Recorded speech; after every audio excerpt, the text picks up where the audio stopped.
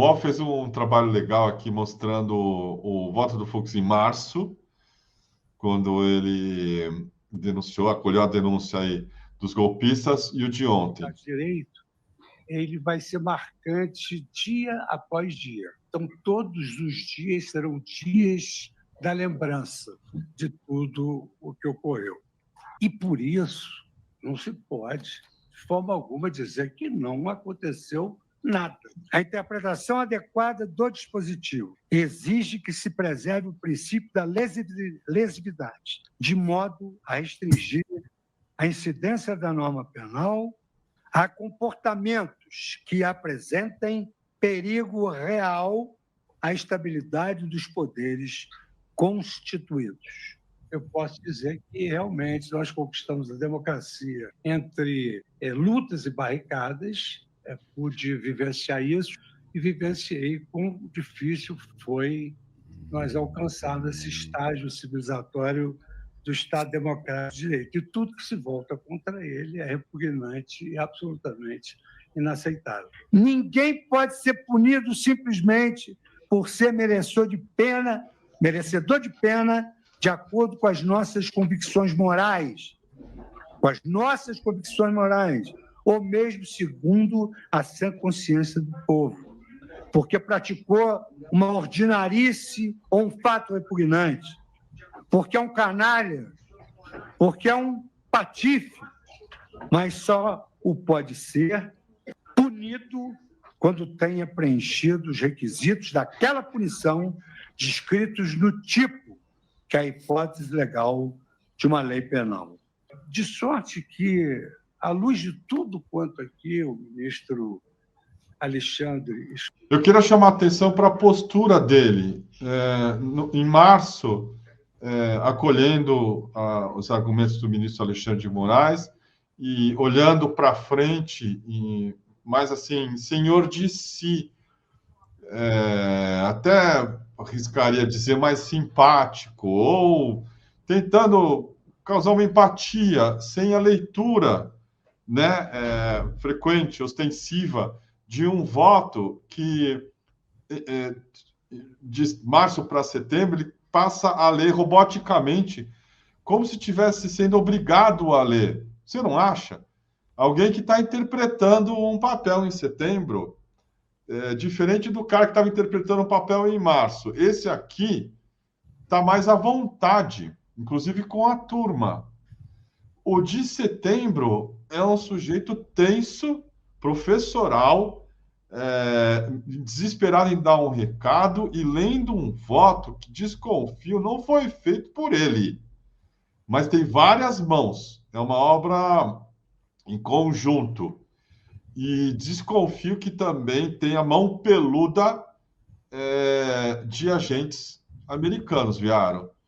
Não é notável a diferença aqui, mesmo desse personagem de março para setembro?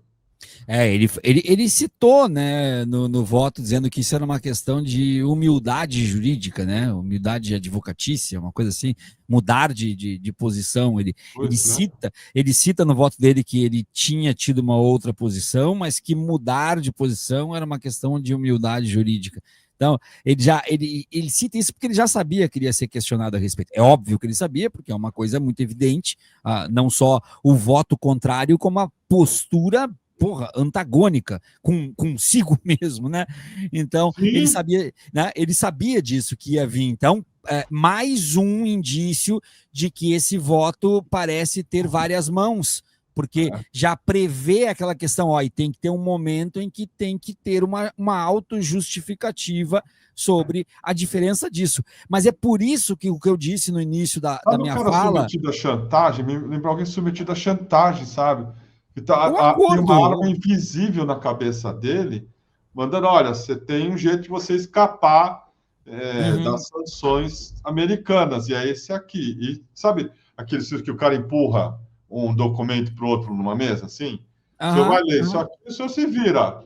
E ele se virou. Claro, o senhor se prepare para fazer um voto de 11 horas de duração, um voto que não dê espaço para ninguém falar. O senhor já tome uma providência para que o senhor não seja interrompido durante a sua fala, Então, tudo isso muito desenhado, mas por isso que eu falei no início que ele reduz o 8 de janeiro a arruaceiros, porque aí ele cria mais uma justificativa. Lá atrás eu tive outra postura, lá atrás eu condenei todo mundo, porque era uma cambada de arruaceiro. Eles não estavam fazendo isso porque tinha o Bolsonaro por trás, porque tinha o Mauro Cid. Não, ninguém teve nada a ver com isso, esse pessoal está absolvido. Eu tive essa postura porque aquilo lá era uma cambada de vagabundo que atentaram contra os prédios, contra as instituições, inclusive contra o Supremo Tribunal, de onde eu sou ministro.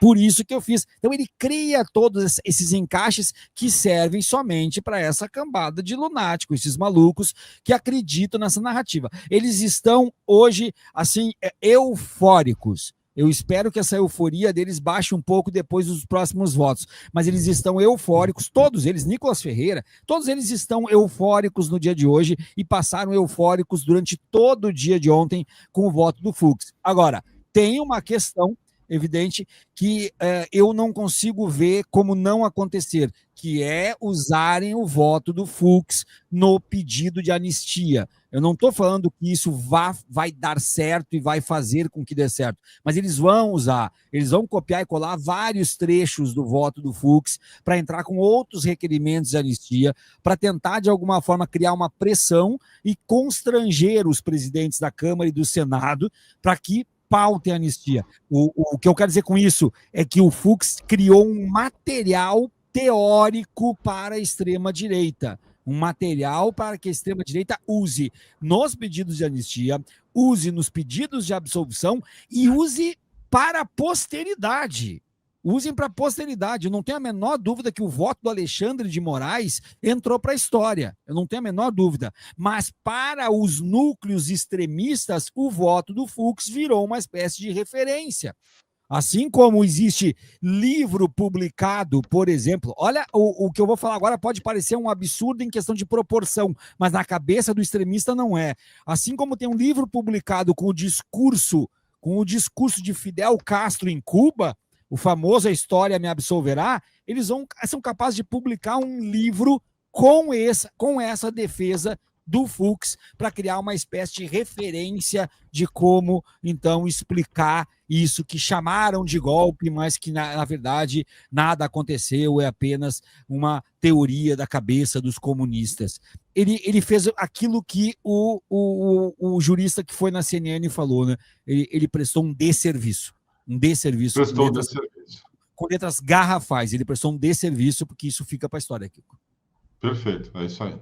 Pois, porque era uma grande preocupação minha saber quem fez o quê numa denúncia extremamente ampla e muito bem elaborada. Isso até é uma blasfêmia dizer que o professor e jurista Paulo Gonet elaborou uma denúncia inapta, sem condições de imaginar isso.